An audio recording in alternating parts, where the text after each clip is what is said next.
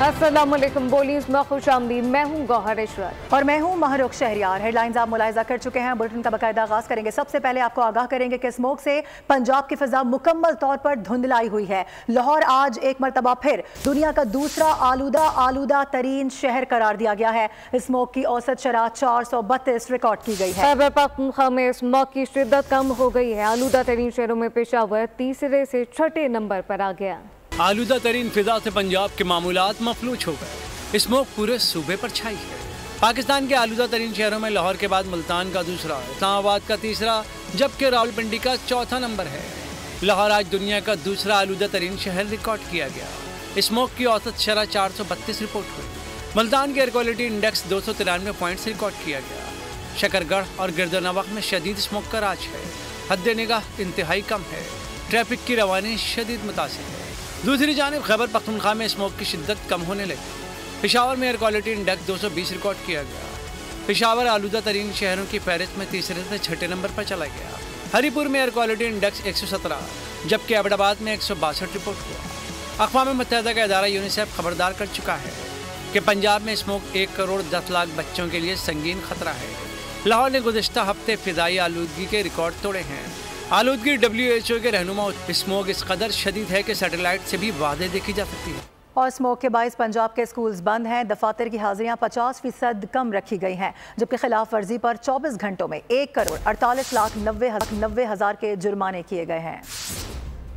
Smoke पाबंदियां और जुर्माने। पंजाब के मजीद 5 डिवीजन में स्कूल बंद कर दिए गए। बंदिश का नोटिफिकेशन भी जारी कर दिया गया।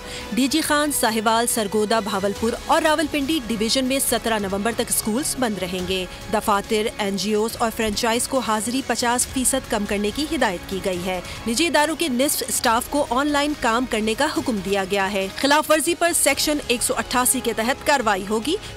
24 घंटों में 1 करोड़ 48 लाख 90 हज़ार के जुर्माने किए गए। दूसरी जानिब नवंबर से जनवरी तक शादियों पर पाबंदी की तजवीज़ पर गौर है। एडवोकेट जनरल पंजाब ने तजवीज़ लाहौर हाई कोर्ट में पेश कर दी है। स्मोक का मसला रातों रात हल नहीं हो सकता। पंजाब हुकूमत स्मोक के तदारुक के लिए हर मुमकिन इकदाम कर रही है, जबकि चंद सालों में इस पर काबू पा लेंगे। वज़ीर आला मरीम नवाज का लंदन में मीडिया से गुफ्तगू में कहना था कि नवाज शरीफ की साबिक हुकूमत के बाद अब पहली दफ़ा महंगाई में वाज़े कमी होती दिखाई दे रही है। का ऐसा है जो बहुत सालों से है और ओवरनाइट उसकी कोई करेक्शन नहीं है। ओवरनाइट हम उसको ठीक नहीं कर सकते, लेकिन हम वो तमाम इक़दामात उठा रहे हैं जिससे आने वाले सालों में वो कम होगा और इंशाअल्लाह ताला ख़त्म होगा। पुरानी गाड़ियां हैं, व्हीकल एमिशन है, इतना सब कुछ करने वाला है और हम सब कुछ कर रहे हैं। इसको थोड़े चंद साल लगेंगे, लेकिन ये हो जाएगा। इकॉनमी बेहतर हो रही है। आप देखिए उस दिन 96,000 क्रॉस किया है जो स्टॉक मार्केट है और महंगाई कम हो रही है। ऐसा मेरा ख्याल है कि बहुत जो मियाँ साहब की पिछली हुकूमत थी उसके बाद अब 6-7 साल के बाद अब ये देखने को मिल रहा है। सिर्फ यही नहीं, आपको बताएं कि लाहौर में स्मोक के बायस मरीजों की तादाद में इजाफा होने लगा है। सरकारी अस्पतालों में आंख, नाक और गले के इन्फेक्शन मरीजों की तादाद में इजाफा हो गया है। तबी माहिरीन कहते हैं कि शहरियों को गैर ज़रूरी घरों से ना निकला जाए और साथ ही इस हवाले से क्या मजीद तफसीलात हैं, क्या इकदाम लिए जा रहे हैं, बात करेंगे। अफजाल अब्बासी हमें ज्वाइन कर रहे हैं। अफजाल, आगाह कीजिएगा। जी बिल्कुल, लाहौर में स्मोक के बायस में इजाफा देखने में आ रहा है। गले, आँख और नाक के इन्फेक्शंस के पेशेंट्स जो हैं वो लाहौर के सरकारी अस्पतालों में बहुत बड़ी तादाद में वो अस्पतालों का रुख कर रहे हैं। इस वक्त मेरे साथ डॉक्टर कुर्रतुल ऐन मौजूद हैं, उनसे जानते हैं। डॉक्टर साहब बताइएगा क्या एहतियाती तदाबीर इख्तियार करनी चाहिए? पेशेंट्स का फ़्लो बहुत ज़्यादा है सरकारी अस्पतालों में। जी, तो मेरे शहरियों से ख़ास तौर पे गुजारिश होगी कि वो गैर ज़रूरी तौर पे घरों से बाहर ना निकलें। सब लोग घरों में रहें। अगर किसी वजह से बाहर निकलना भी पड़ता है तो उसके फ़ौरन बाद घर जाके अपने फेस को वॉश करें, आँखों में ताज़ा पानी के छींटे मारें और पानी का इस्तेमाल ज़्यादा से ज़्यादा करें और मास्क के बगैर तो बिल्कुल घर से बाहर ना निकलें। जी बिल्कुल, डॉक्टर्स का ये कहना है कि शहरियों को चाहिए वो घरों से बाहर निकलते वक्त मास्क का इस्तेमाल लाजमी करें और उसके साथ साथ ताज़ा पानी का जो छिड़काव है अपनी आंखों पे। बहुत शुक्रिया। फैसलाबाद और मुल्हिका इलाके स्मोक की लपेट में है। धुआं छोड़ने वाली गाड़ियों और फैक्ट्रियों के खिलाफ एक्शन नहीं लिया जा रहा। तफसीलात क्या है, गुलाम दस्तगीर से जानते हैं। जी गुलाम।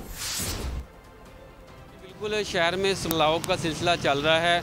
शहरी भी इससे मुतासर होकर अस्पतालों में जा रहे हैं, लेकिन मुतलका महकमे जो हैं वो खामोश तमाशाई बने हुए हैं। जो धुआं छोड़ने वाली फैक्ट्रियां हैं और उसके साथ साथ धुआं छोड़ने वाली जो गाड़ियां हैं उनके खिलाफ एक्शन नहीं लिया जा रहा। तो शहरी मौजूद भी हैं, बताइएगा धुआं छोड़ने वाली गाड़ियों के खिलाफ आपने कहीं एक्शन देखा है या जो फैक्ट्रियाँ धुआं छोड़ रही हैं? फ़िलहाल तो मैंने कोई अभी मतलब कि कोई इनके ऊपर एक्शन वगैरह नहीं देखा, क्योंकि बहरहाल जो कुछ हो रहा है ये आवाम बर्दाश्त कर रही है अपना, ठीक है।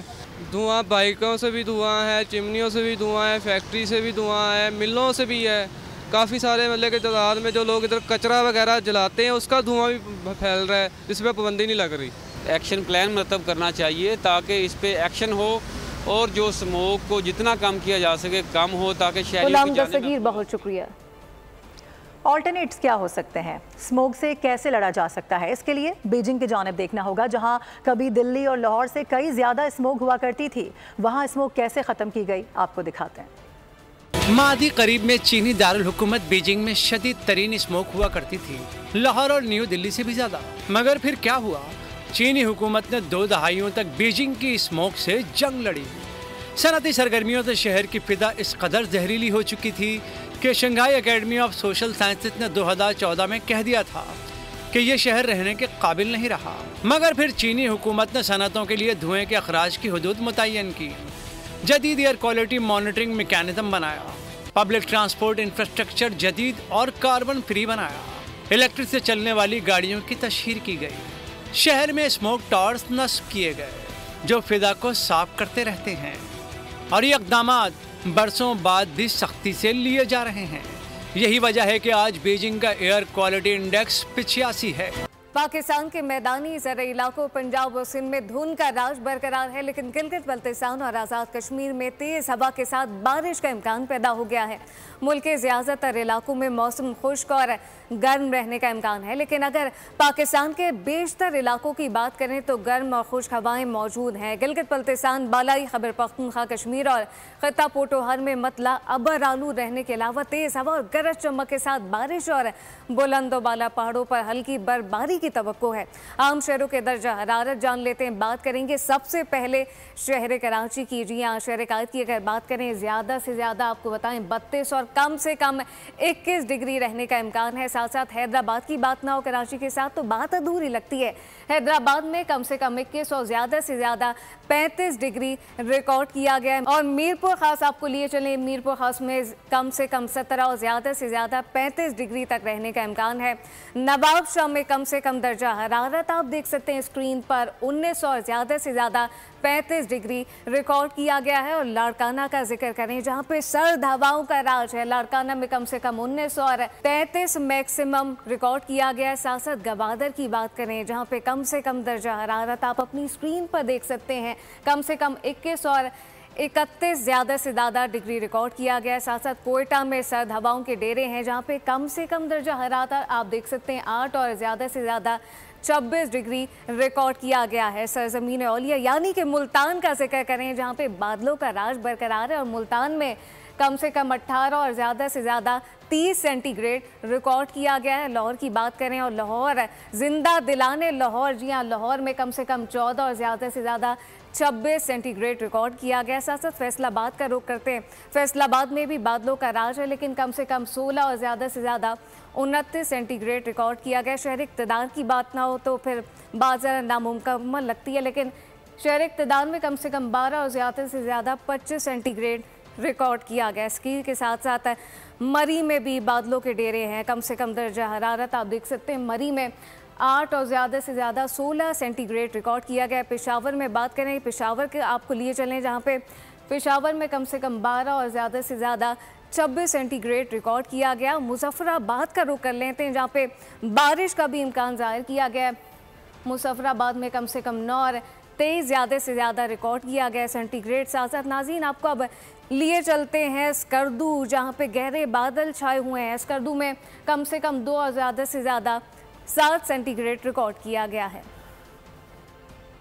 कुछ दीगर खबरें शामिल करेंगे। आपको बताएं कि फितना खवारिज के खारजी नूर वली और गट हाजी की ऑडियो मंजर आम पर आ गई है। ऑडियो में खारजी नूर वली पाकिस्तान में दाखिल होने वाले दहशत गर्दों को वापस न आने के लिए दबाव डाल रहा है। दिफाई तज्जियाकारों ने अफगानिस्तान में छुपे फितने को मुल्क की सलामती के लिए खतरा करार दे दिया। अफगानिस्तान दहशत गर्दों की पनाहगाह, एक और सबूत सामने आ गया। फितना खवारिज के खारजी नूर वली और गट हाजी की ऑडियो मंजर आम पर आ गई। ऑडियो में खारजी नूर वली पाकिस्तान में दाखिल होने वाले दहशत गर्दों पर वापस न आने के लिए दबाव डाल रहा है। दिफाई माहिरीन का कहना है कि लीक ऑडियो वाज़ेह सबूत है। फितना अल खवारिज के सरगना अफगानिस्तान में छुपे बैठे हैं और उनकी अफगानिस्तान में महफूज पनागाहें अफगान तालिबान की मदद के बगैर मुमकिन नहीं। फितना अल खवारिज अफगान सरजमीन से पाकिस्तान में दहशत गर्द हमले करते हैं। साबित हो चुका है फितना अल खवारिज और अफगान तालिबान एक ही सिक्के के दो रुख हैं। इस वक्त दहशत गर्दी का मरकज अफगानिस्तान है। BLA के कमांडर अफगानिस्तान में आज़ाद घूमते हैं, जिसके शवाहिद अफगान हुकूमत को बाकायदा तौर पर दिए गए।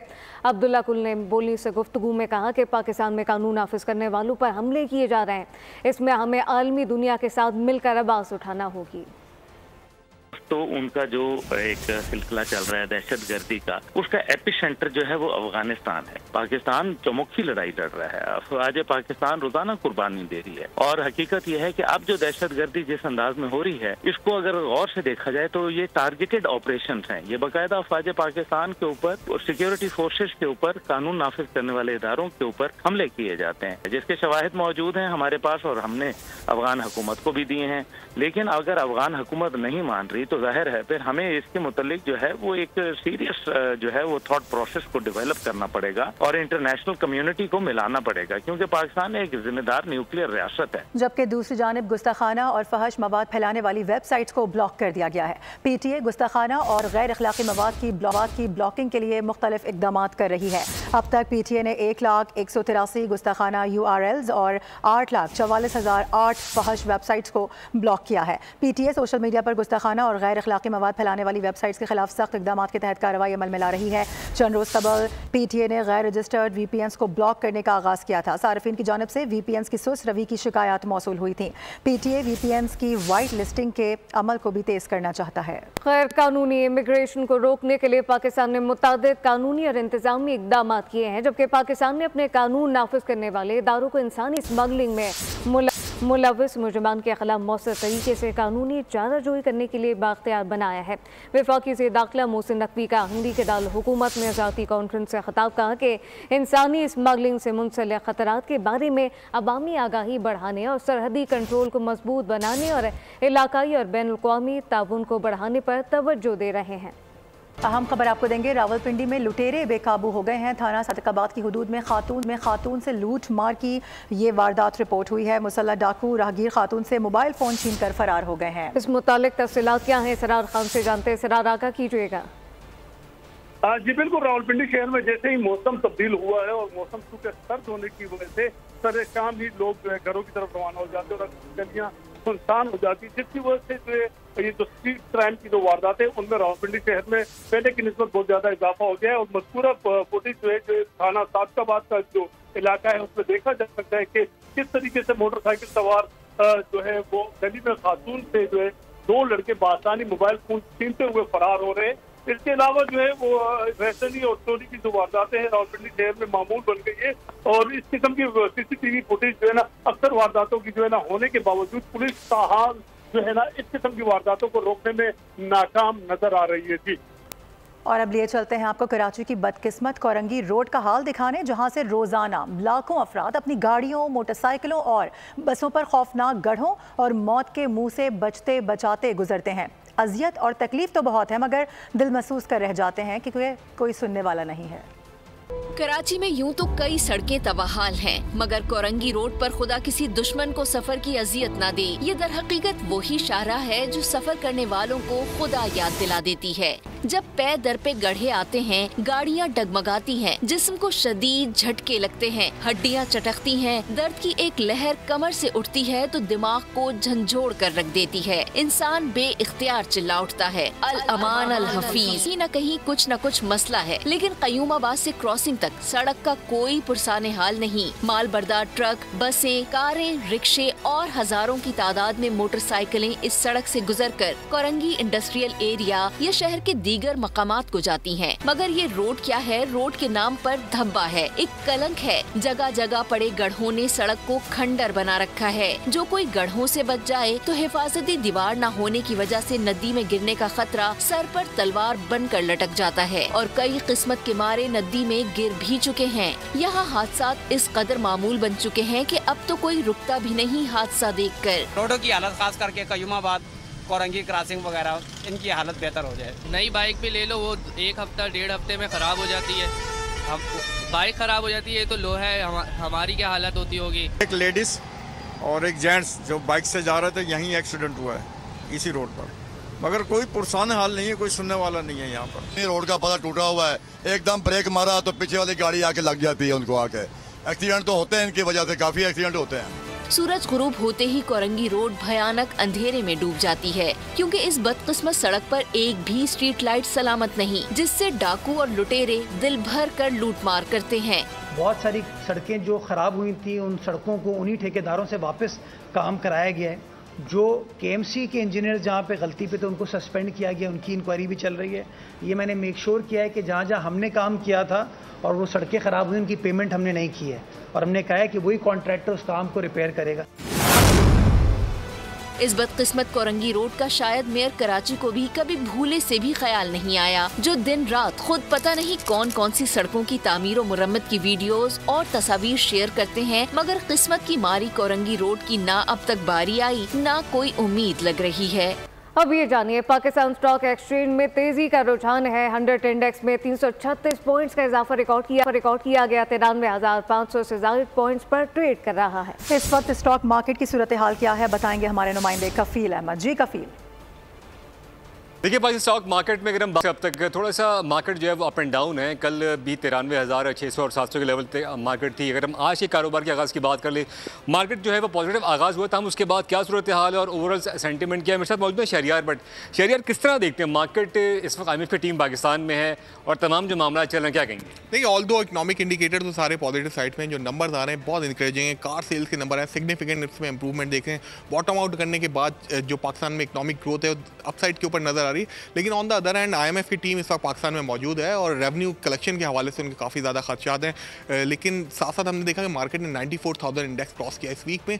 जब मार्केट इतना ज़्यादा बढ़ जाती है, एक नया हाई करती है, फिर IMF की टीम भी मौजूद है, तो फिर उसके बाद प्रॉफिटिंग आना मार्केट में एक नेचुरल सा असर है, जिसका हम देख रहे हैं कि मार्केट में प्रॉफिटिंग आ रही है अपसाइड के ऊपर और मार्केट एक रेंज बाउंड एक्टिविटीज शो कर रही है। दूसरी साल उनका कहना ये था कि देख रहे हैं कि IMF से जो बातचीत चल रही है उसमें नए टैक्सेस तो आयद नहीं किए जाए। बहुत शुक्रिया आपका। इस स्पेशल इकोनॉमिक जोन में टैक्स इस्तेस्ना खत्म किया जाए, सरमाएकारों के लिए यकसा मेरिट कायम किया जाए। IMF मिशन ने मुतालबे कर दिए हैं, जबकि रेवेन्यू शॉर्टफॉल पर तहफ़्फ़ुज़ात का इज़हार किया गया। आलमी मालियाती फंड मिशन का दौरा पाकिस्तान जारी। मिशन ने हुकूमत पाकिस्तान के सामने नए मुतालबात रख दिए। कहा है कि पाकिस्तान बैरूनी सरमायाकारों को प्रोफेशनली ट्रीट करे। पाकिस्तान में सरमायाकारी करने वाले तमाम मुल्कों के लिए यकसा मेरिट कायम किया जाए, सबके लिए यकसा सर्विसेज फराहम की जाए। IMF ने स्पेशल इकोनॉमिक जोन्स पर वर्किंग करने का मुतालबा भी किया है। IMF मिशन 15 नवंबर को SIFC हुक्काम से मुलाकात करेगा। गुज़िश्ता रोज़ IMF मिशन के साथ FBR रेवेन्यू शॉर्टफॉल पर मुज़ाकरात हुए। Revenue shortfall national fiscal pact गर्दिशी कर्जे पर IMF ने तहफ़्फ़ुज़ात का इजहार किया, जिस पर हुक्काम की जानिब से IMF मिशन को तयशुदा अहदाफ पर अमल दरामद कराने की यकीन दहानी कराई गई। सब्सक्राइब करें और बेल दबाएं ताकि कोई खबर रह न जाए।